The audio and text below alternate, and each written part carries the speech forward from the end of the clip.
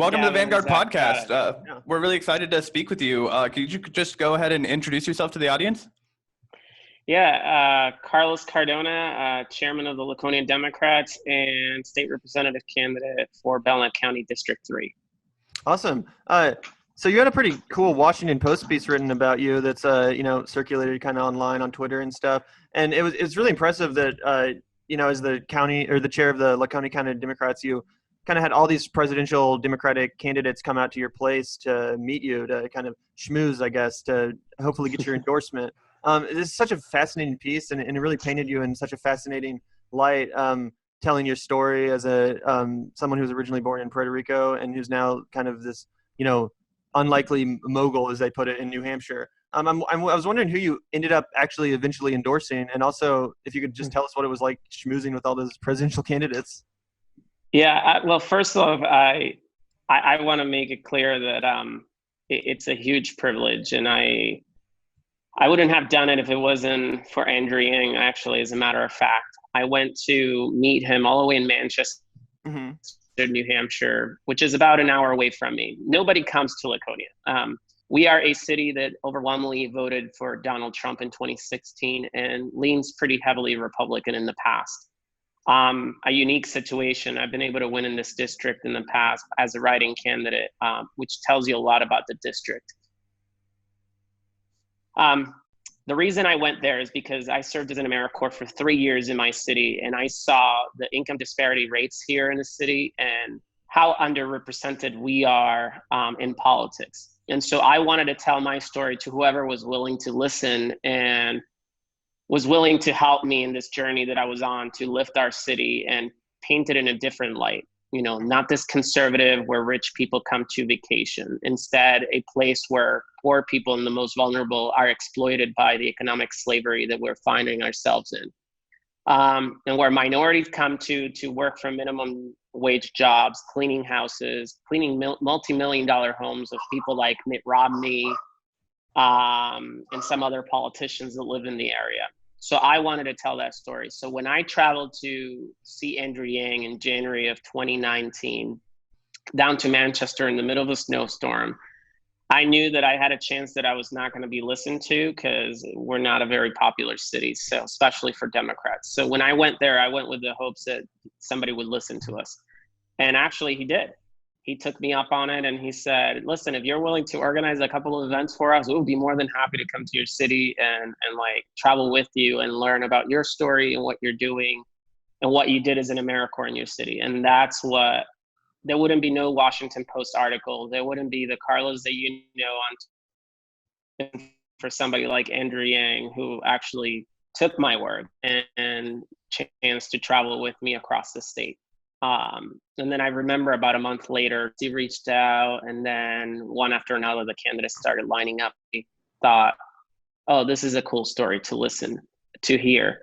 But if it wasn't for Andrew Yang, we wouldn't exist on the political map, and we became a power player. That said, a lot has changed. I do believe that our district is not as conservative as it used to be. It's a purple district. I do think that there are no incumbents running, so I stand a really good chance at winning my primary and hopefully winning the general. I know there are some political articles being written as we speak about me uniting Republicans and Democrats for one cause to lift our city. So these are things that Andrew Yang has been preaching, the Move Forward movement, that is really taking place here. So, but to your question, what was it like to smoosh with all the candidates? Some of them were really fun, and some of them were like, God, can this be over? Do you have any interesting stories to share? Yeah. So, and to answer your question directly, and by the way, you can ask anything. I'm pretty straightforward. That's what I'm well known for, and I get in a lot of trouble for it. And there was a couple of times that I got in trouble for it in the campaign trail. So the candidate that I chose was Bernie Sanders, and I'll tell you in a little bit after why. He was our guy too. It was definitely, yeah, it was a tough choice at first, but then something happened interestingly with Puerto Rico, and it was evident that there was nobody else speaking like him about colonialism and the effects of the Spanish-American War on Puerto Ricans such as myself. migration, we should not look at it as wow, it's really cool, people want to come to our country. We should look at it as, wow, we're damaging the world. We're imposing our rule and our capitalism on people that really much rather live in their own countries and have a peaceful life and, where they're born. And there's not a day that goes by that I miss my homeland, but I'm here. I love this place. I love New Hampshire. I've made it my home, but I do know that if you ask any Puerto Rican, they much rather have a life in their island. But this is something that the Spanish-American War created. And unfortunately, this is something that not many presidential candidates were talking about. I found it embarrassing, and you can see it in the article how I got really mad with Beto O'Rourke. Yeah, we wanted to ask you about that. Yeah, there was a lot of interesting conversations with people like Julian Castro, who was saying New Hampshire was basically not Spanish enough. And I find that offensive, because you have Puerto Ricans that are here and Spanish people that are here that are just as Spanish as anybody else, and we're fighting for a better tomorrow. And so when you say stuff like that, you're undermining the Spanish voices that are working on the ground. It doesn't matter if there's one Black person or one Latino, or if there is a million.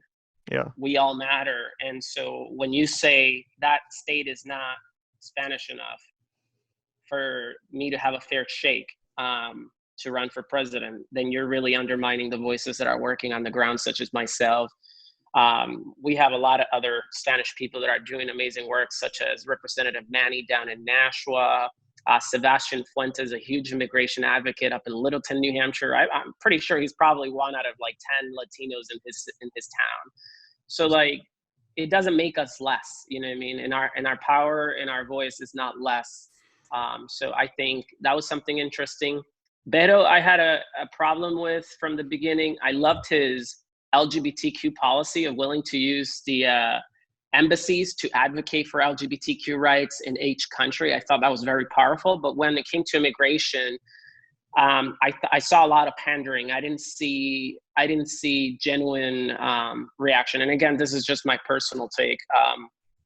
I did have some genuine interactions with him, like the fact that he was willing to come to my city, like without even hearing everything that I wanted to do. I thought that was great. But when he was talking in Spanish on national TV, some people saw it as great. Our language is being spoken and we're being listened to. I saw it as pandering. If any one of us change our name to make it sound more Asian, or to make it sound more Black, or to make it sound more LGBTQ, like whatever that means, like we would be called out, like for being offensive. We would be saying like, this is not okay. I mean, a perfect example is that woman, I forget what state she was in, from the NCAAP, who pretended to be Black. She changed her hairstyle. Rachel Dolezal. yeah. Yeah. And God, there was like a huge uproar against like what she was doing, and rightfully so. And with Beto, I didn't see that. I was like, wait, there's something wrong going on here. I got corrected so many times for saying Beto instead of Beto with a Spanish accent. And I thought that was very offensive. I was like, no, I mean, my name in English is Charlie. You don't see me going around saying my name is Charles. Like, no, my name is Carlos. That's my name. And that's how you need to say it. Yeah, there was. I was just gonna say, there's so much Hispandering going on in the Democratic primary. I remember that first debate, like 3 or 4 of them tried to speak Spanish to varying degrees of success, and it was just really embarrassing. And yeah, you're totally right. I hosted a house party, and I was cringing because, like, part of me as hosting a house party, I did have some of his supporters in my house, and I had to be obviously respectful of them, and I always am. But part of me was like, okay, when is it okay for me to like say this is not okay? Like, so I had to do a lot of balancing throughout the election process. I was shocked that I got through without making more enemies than I did. But in a way, it gave me a reputation. It gave me the reputation that Carlos is not willing to stand for political party crap, that he's going to call it what it is. There was a candidate that I turned down.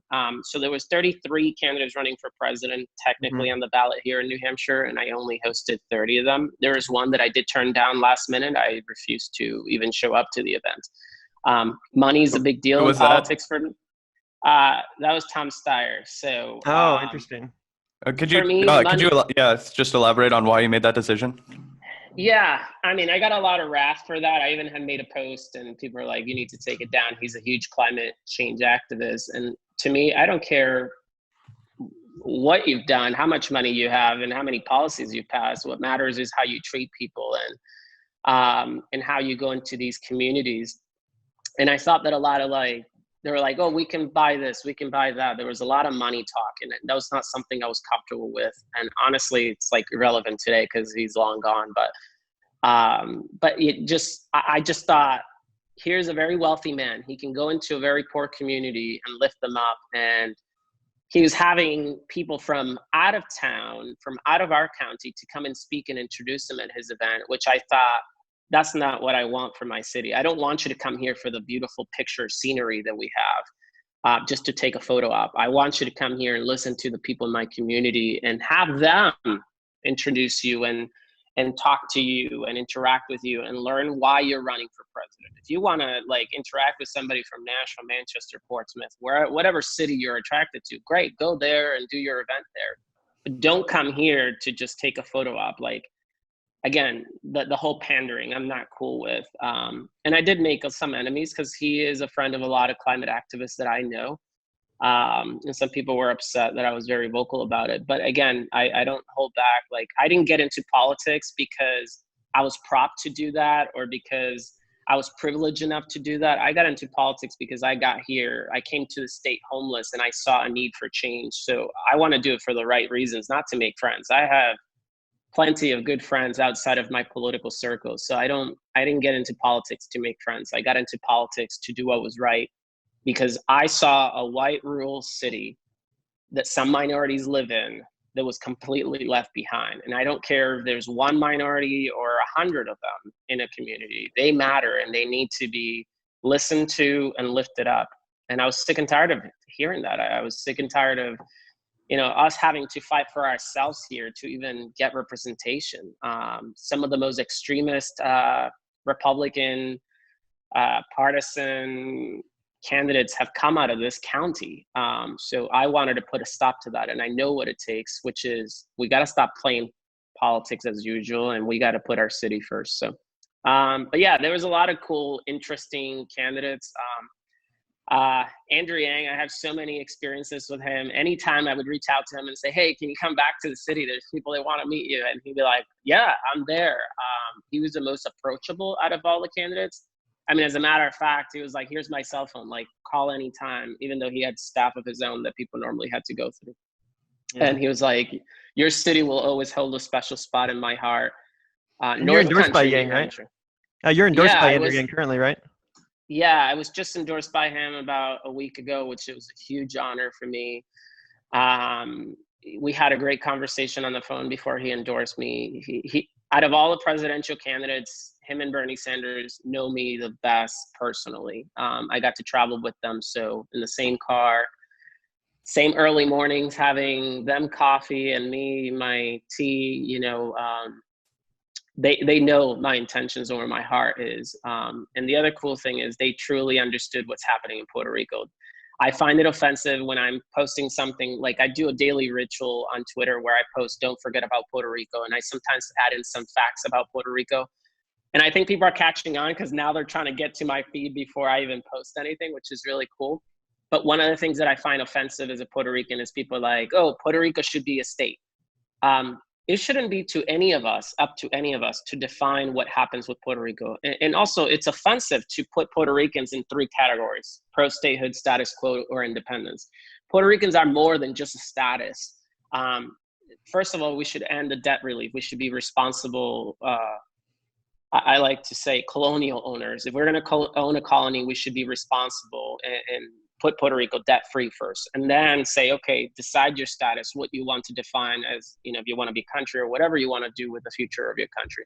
But we should set the record straight. Puerto Rico's in debt because of American imperialism. So I find it very offensive when people, and I know people mean well, a lot of people just want Puerto Ricans to be equal. But to me, equal is not being a state or a country, or it's just being given the fair chance to decide for ourselves what we want for ourselves. Could you tell us what was so superior about Bernie Sanders' Puerto Rico policy to the other candidates? Yeah, so I have to say, I actually disliked Bernie Sanders the most since 2016. I thought when I was approached a couple of times at first that, hey, you should start thinking about hosting Bernie Sanders, I really had rolled my eyes. And I know this will break some people's heart, but I was like, I had really fed into some of the party propaganda. And I was like, I couldn't even think of myself hosting Bernie Sanders here in my house. I was like, this is tough. And then something changed. I saw Bernie Sanders go to Puerto Rico with Carmen Yulín, and it broke my heart. And still to this day, by the way, I lost an uncle during Hurricane Maria. Bernie Sanders went to places in Puerto Rico. Thank you. He went to places in Puerto Rico that no politician, no white person goes to and comes back out alive. And he went when like places were flooded, completely destroyed. And then I saw Carmen Yulín going into towns where rivers had taken over, and like she was like to her waist in water, in black water, a lot of places. And like I was like hurting here. I was like, I haven't heard from my family. I was so devastated. My dad, I didn't know if he was alive or dead. Keep in mind, I have always talked to my dad on the cell phone or on a phone, public phone back in the days when my parents divorced. Like every night it was a ritual. I would go to public phone with a calling card and talk to my dad every single day. We have a bond that is like unimaginable sometimes. I'm like, wow, how did we get so close? And so when all this was happening and I saw Bernie Sanders was willing to risk his life to go to places where even I sometimes I'm like pretty nervous as a gay man walking into in San Juan, I said, you know what, I've been unfair to this man. Like I need to, if I'm gonna say that I'm always gonna speak my mind and I'm always gonna be fair to all candidates, regardless of their status, how popular they are or they're not. And if I want my city to be treated fair, I have to lead by example. And so I really was having that inner struggle and conversation that I think some people were having. And so I said to a good friend of mine, Mo, she goes, you really need to host Bernie. And I said, I know. I said, let's do it. And so we started getting the ball rolling. In Memorial Day of 2019, he was in my house. And I was like really nervous because it was somebody in politics that I was starting to learn a lot about. And I just, right then in that moment, what I did is, well, I'm humble and he didn't misuse his power and his privilege that he has. He comes into the house and they said, he wants to meet you. And I said, okay. So I'm literally in this dining room, chair next over on the table. And this is where the comment on social came out, hey, a brown lunch bag. He said to me, you know, how important it was Puerto Rico to him. And I basically started telling him my story. And he said, that's very powerful. Never let it go. Keep telling it until people start listening. And I said, thank you. I left him to eat his lunch. I went through the front door. I welcomed the crowd. There was about almost close to 1,000 people in my front yard.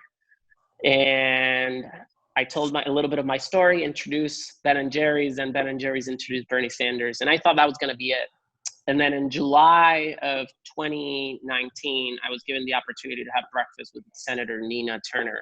And I've always followed Senator Nina Turner. And funny enough, I don't know why I never had fallen in love with Bernie Sanders prior to that, but I always thought she always touched my heart and gave me goosebumps. And so we're big fans at the Vanguard. So when I was given the opportunity to have breakfast with her, I was like, well, typical New Hampshire, it's probably going to be like 10 of us and we'll get to say a few words and that's it. And then when I got there, it was just me and her. And I was like, holy cow, like I'm going to be sitting one-on-one for breakfast with the Senator Nina Turner, which she actually endorsed me first before anybody else in my race. Cool. Nice. Congratulations. And yeah, without hesitation, she was like, yes, brother, you know, whatever you need. And I was like, so honored. So I'm having breakfast. I barely ate, honestly. Yeah. I was like so nervous and so focused on what I wanted to say to her. And then she popped the question, typical. She goes, can I count on you to endorse Senator Bernie Sanders? And my heart dropped because I wasn't really like 100% ready. And my friend who was working for the campaign, who had organized this breakfast, she looked at me like, just don't say anything basically that you're not willing to commit to. And I looked at them both and I said to Senator Nina Turner, absolutely. And she goes, okay, this is great. Do you want to go to the next event with me? And I was like, I'm not ready to do that yet because I have some other stuff to do in my town, but I appreciate having breakfast together. Let's get together again and let's make this public. And in the meantime, the Washington Post story was being worked out. So it was just one thing after another. And then the New Hampshire State Convention was happening, which I was a delegate at. So that's when the endorsement came out. And it was a very powerful thing because about 67 activists, leaders, powerful minorities in the state of New Hampshire came out in favor of Bernie Sanders endorsing him publicly. So that's when my endorsement came out. And then, of course, everything's history. Like, things just got really crazy. I started traveling as a surrogate throughout the state, especially Senator Sanders came one more time to our city. We had an event closer to primary, which was like, I had requested the campaign if they could.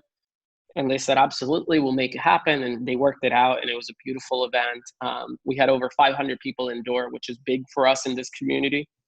So that's kind of like the story of Bernie Sanders. But I just couldn't believe I was like where I was finding myself in the middle of history making. And a lot of people I know are upset that their favorite candidate didn't win. Or, for example, Bernie Sanders when he dropped out. But I really, at the end, I do think we won. Look at the movement that has been created. Like, it's now the popular thing to call yourself progressive. It is now the popular thing to talk about Medicare for all. God, in my district, you can talk about Green New Deal. Like, I never imagined that we would be able to do that. As a matter of fact, we had our first Black Lives Matter protest about 2 months ago. And I was like almost in tears because I never imagined to see 700 people in my city, not only campaigning for something, but like protesting for Black Lives Matter. And that's like a big deal in a place where there's a white supremacist running in my race, so as a Republican. So to me, this was huge. This meant that we won. Our candidate might not be running for president, but definitely our voice is continuing to carry on, and people are listening, and our policies are being talked about, which is huge success. So that's my take on that. As someone who spoke with so many candidates, how do you feel about Joe Biden? He's currently enjoying a hefty 15-point lead in some polls. It looks like, unless the Earth gets hit with some sort of miracle happens for the Trump campaign, a disaster for everyone else. It looks like Donald Trump has absolutely no chance of winning this election. What do you think that means for the future of the Democratic Party? Well, I can tell you this. There's a couple of questions you asked, so I'll try to answer them all. I don't believe in polls. I'm a strong believer that if you believe in polls is like believing that there's water in the desert. Like, there's no such thing as good polls. So to me, it's like we can't take anything for granted.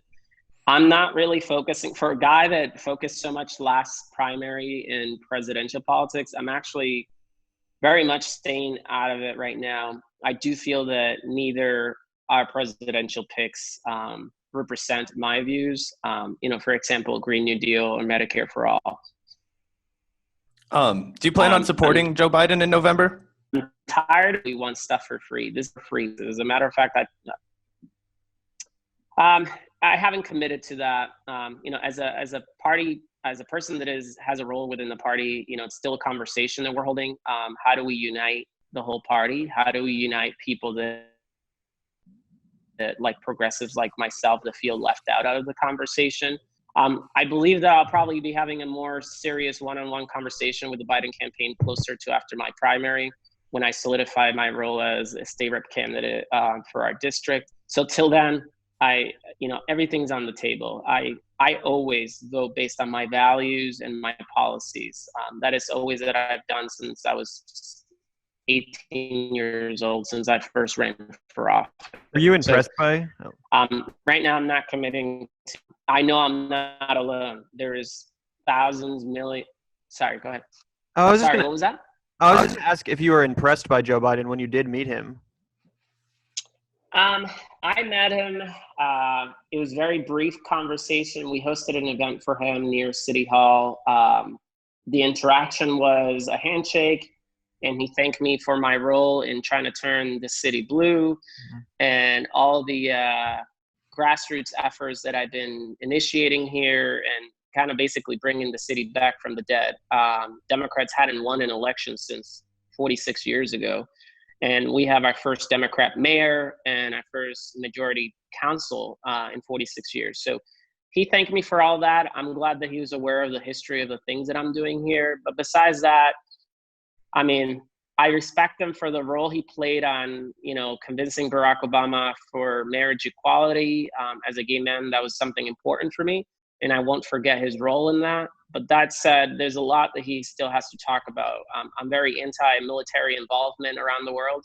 I'm not really happy of how Democrats have been voting in the Senate and his role that he has had in the past with military involvement, such as in Iraq. I'm also, as a young person, I'd be very naive if I didn't say like I'm worried or concerned about the future of our planet. So I'm not really happy that Democrats are not addressing that, or he's not addressing that. I know he's had some vague talks with the coalition he built with Bernie Sanders on these issues. But until I hear it directly, I'm very much skeptical. That said, I do want to be very explicit for anybody out there that is a Democrat that is listening to me and saying, well, it's either Trump or Biden. I agree. I mean, Donald Trump was responsible for the death of almost 3,000 Puerto Ricans during Hurricane Maria, my uncle being one of them. That is something that I'll never forget. It does not mean that we as Democrats can't hold our own candidates accountable and push them for more common sense policies. So I don't buy the narrative that you have to like sign on right now or you're out of the train. You know what? If that's the case, then I guess so be it. But I have until November 3rd, as far as I'm concerned, to cast my vote. And so my message to Joseph Biden, along with many progressives and young Democrats across the country, I would say an overwhelming majority of young people is you need to start listening to us. We are the new majority, and we need to start acting like it as young people. Millennials and younger generations represent the largest voting bloc for the first time in American history, and we're not acting like it. So I think we need to be better negotiators when it comes to policies that we believe in. So as far as I'm concerned, until I hear from the campaign, I still haven't, until I hear from the campaign on the ground saying, listen, we want to have a talk about these things, this is how we all can move forward, then I will be okay with it. Do I think that if Joe Biden becomes a president, that he will be better than Donald Trump? Obviously, but like many young people, we're sick and tired of voting the lesser of two evils. This is 2016 on a different scale and different level. So that's where I stand at this point. I'm focused on down ballot progressives like Jen Perlman. And Perelman. Yeah, we had her on the show. She's absolutely excellent. She's amazing, a good friend running down in Florida.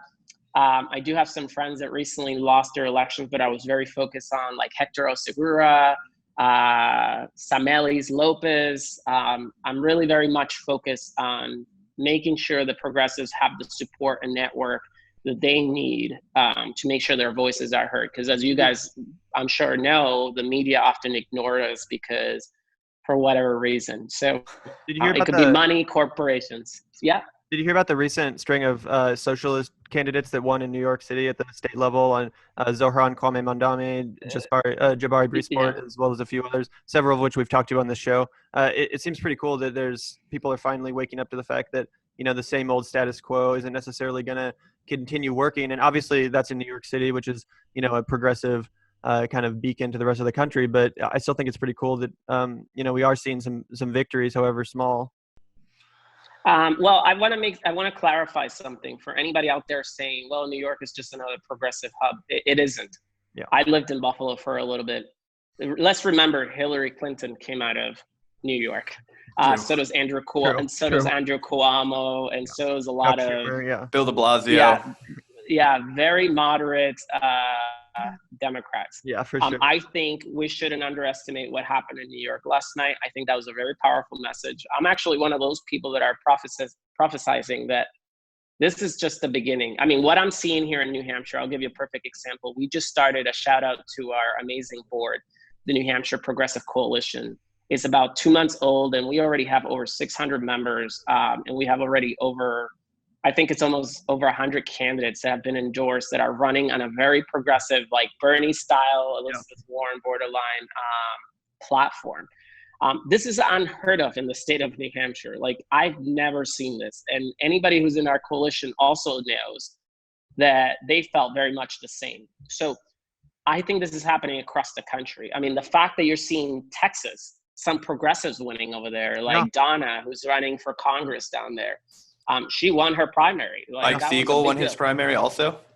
Yeah, so I think we're in for a shock. I think 2020 is just the beginning of something that started off in 2016, and there were some roadblocks because progressives were trying to figure out how do we go about it. And then 2020 was like, okay, we're pissed off. And then we're of course seeing Black Lives Matter movement, and we're like, we can do the exact same thing. We can be pissed off and we can fight. And I mean, you're seeing it in Portland. I think it's like 56 days straight now of protesting. Now it's a powerful thing. And I'm sure, warning to Donald Trump, when he goes to Chicago, he's going to find 10 times worse protests there. Because, I mean, we know the history of Chicago. Chicago doesn't take BS from anybody. So to me, I think this is a reawakening of America, and history repeats itself. I think that people just once in a while really need some terrible candidates to realize what's at stake.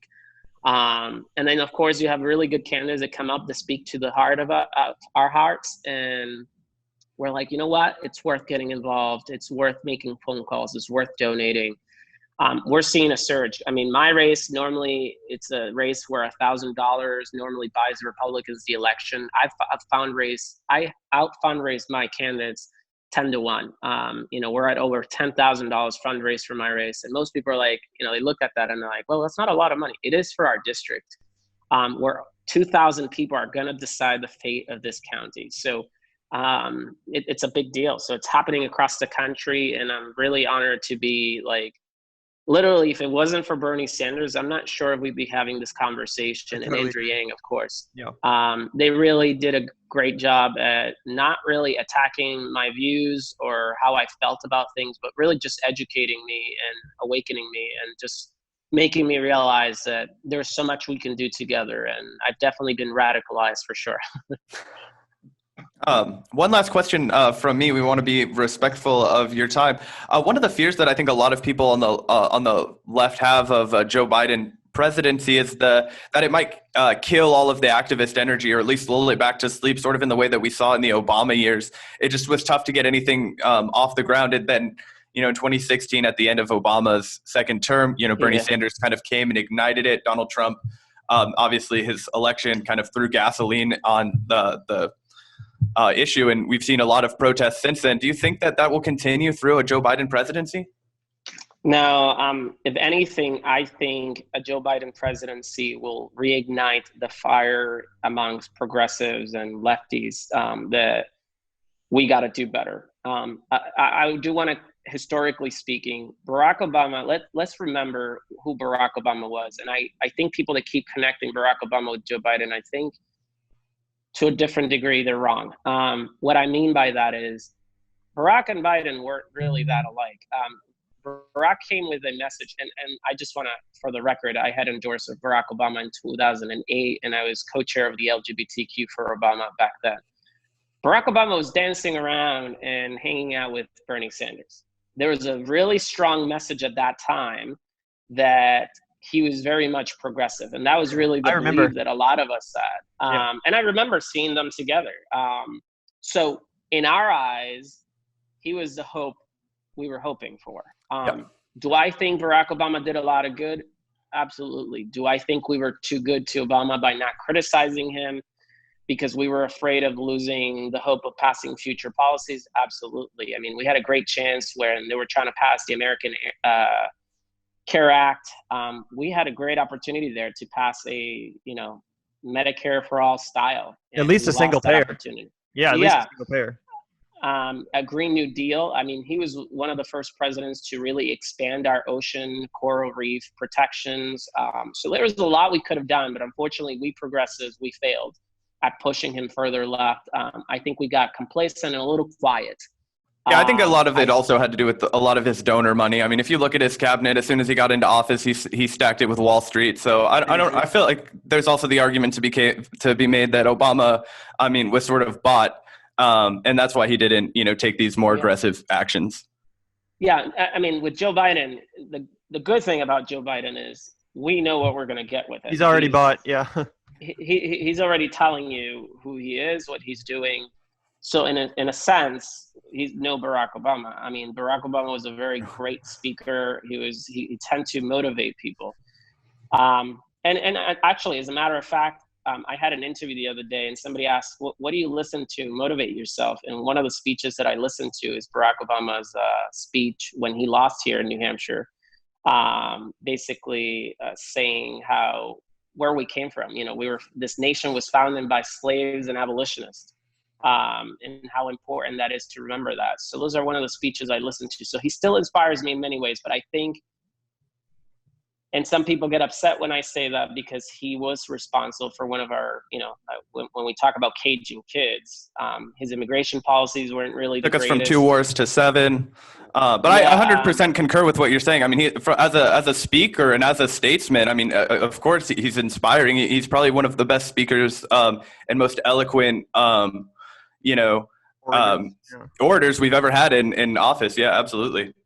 So I have kind of like mixed feelings about him versus with Vice President Joe Biden. I mean, the only thing I can say is I'm very grateful as a gay man that he advocated very openly and aggressively for marriage equality while he was in the White House with Barack. I do know that much, and I can't be ungrateful for that. But that said, I'm like many progressives, I'm sick and tired of crumbs. We pay taxes, we contribute. We pay trillions of dollars. Perfect example was last night.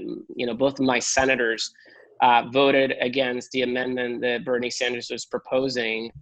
Reduce the military fund by 10%. To me, that's devastating. Like you could have eliminated by just that. You could eliminate homelessness amongst veterans in our country. You could literally send every child to college, and like that's going to come back to our communities. When you're putting people in a home and they're not homeless, they're contributing back to society, and that comes back in tenfold. It's like that you're contributing to society. When you're putting your kids through college and we're funding it, that comes back to our society. God knows we need more doctors. Yeah, 10%. No, it's not. It's not even the entire increase that they just voted on. Yeah. No, I agree. So a lot of us were furious here in New Hampshire. Our senators under a lot of heat. And I do have a special message to every establishment Democrat, and I'm preaching this till I'm blue in the face. And I think every progressive should go about it this way too. If you don't vote our way, we will primary you until there's no end. And I think every person that is listening, including you guys, if you have an opportunity to primary an establishment Democrat, do it. This is how we're going to hold them accountable. This is how we're going to hold their feet to the fire. And so I am committed more than ever. If anything, Bernie Sanders losing recommitted me more than ever to primarying any Democrat. And I have done it so far. I primary one of the most powerful New Hampshire politicians who has more money in politics than anybody else I know. I primary him for the DNC committee position, and people thought I was crazy. And we came within an inch of unseating him, within an inch. People thought that would never happen. So my message is do it. I don't care if you need to run 10 times. Do it. If we all do it together, our message will start to get through. And they're either going to listen or we're going to unseat them.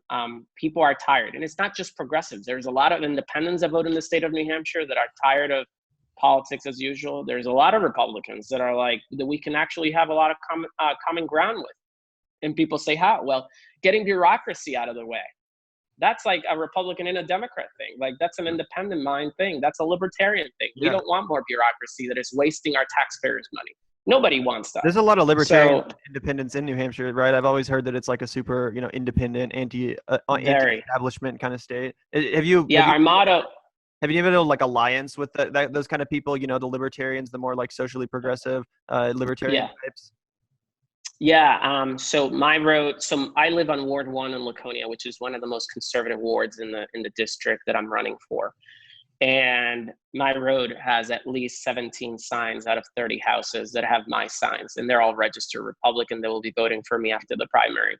Nice. Our message, just like Bernie Sanders' message, got through to Republicans. We can too.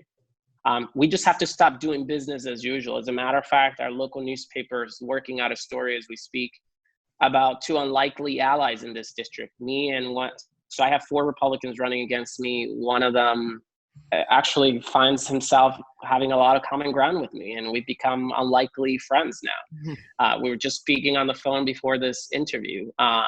And so 4 people will be elected in this district. So the fact that there's like 8 people running, so there's going to be at least some Republicans that are going to go there and some Democrats that are going to go there. That's just math. So we've talked a lot, and we have a lot common ground of things that we want to do for our district. You know, property tax. New Hampshire heavily relies on property tax because we have no other form of tax besides the hotel and meals tax to fund public education and everything else in the state of New Hampshire.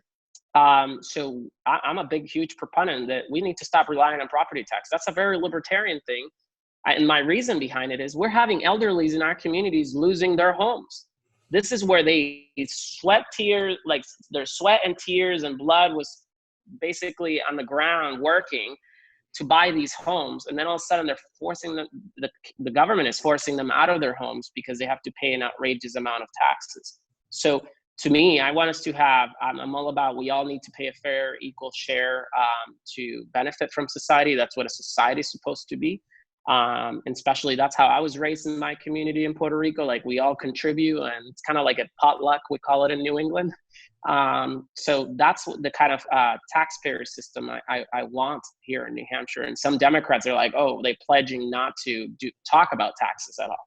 And so I'm tired of that. I'm like, no, we're not doing that. And if you're going to do that, we're going to go after you, and we're going to highlight how evil and terrible this is. It's putting people out of their homes, especially young people. Young people cannot afford $15,000 a year in taxes. Like that's outrageous. And that's what the average home is paying here in the city of Laconia, where the average age is 65. Why is that? I mean, you can go right back to the tax rates. So to me, that's super important.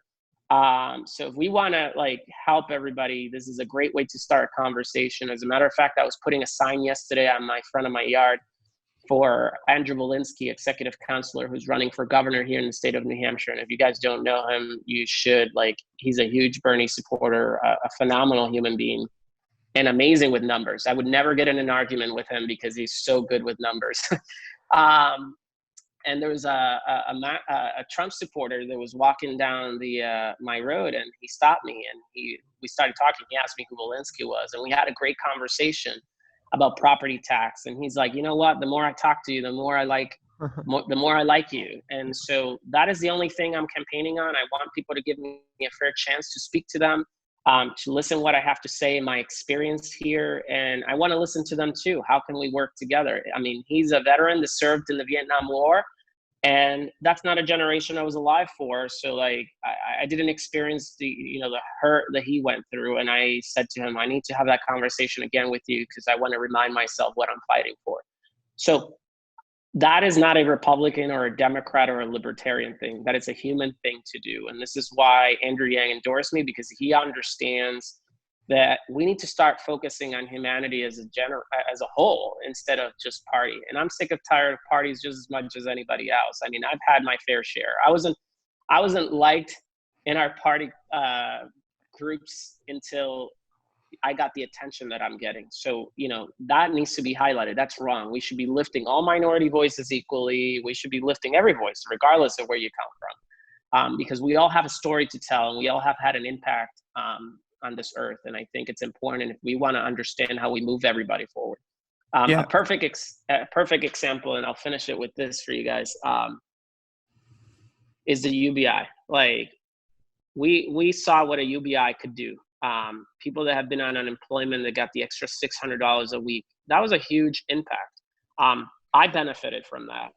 I'm the only one that had received unemployment out of a family of 7 here in this house. I have 2 kids. One is 6 months old and the other one is going to be 5 years old in August. And none of us were making money during this pandemic. Like, we were all laid off and only one of us was able to collect unemployment. And that literally extra $600 saved my family from being on the streets. Luckily, we had paid off our house already. We were fortunate enough to be able to do that in our early days together as a family. But if it wasn't for that, I'm not sure if we'd be having this conversation, if I'd even be running for state representative, because I'd be so focused on trying to find a job to feed my kid formula, which is not cheap, and my daughter food, and my mom who has cancer, like taking her to appointments, paying for gas. Like, it's not cheap. And more, you're going to find the rural communities are the ones that are going to pay the price for automation. Mm-hmm. In my community here, the biggest employers are Walmart and fast food. Fast foods are proving that they're going to bring machines in to take orders. And Walmart is doing the same exact thing. Now you find 3 registers, if that. So we need to start worrying about our communities, because it's going to start in rural communities and then it's going to work into the cities. And before we know it, we're all going to be living in the in that I Am Legend movie where, basically the apocalypse happened. So that's that. Carlos, for people who are interested in your ideas and want to support you on your campaign, where can they go to find out more? Yeah, so my website is being revamped, but you can find me on Twitter at NHCardona603. So anybody can come there and find me. Cool, and we'll put a link to your Twitter in the description. Thanks so much for taking the time to chat with us today. It was a great discussion. We love chatting with you. Thank you, anytime, and thank you for having me. It's every podcast we go on, it's a big deal because we'll be able to spread our message even more. So thank you so much for all you do. It's very important that we have independent media. Thank you. I really enjoyed speaking to you, Carlos. Thanks so much. Take care.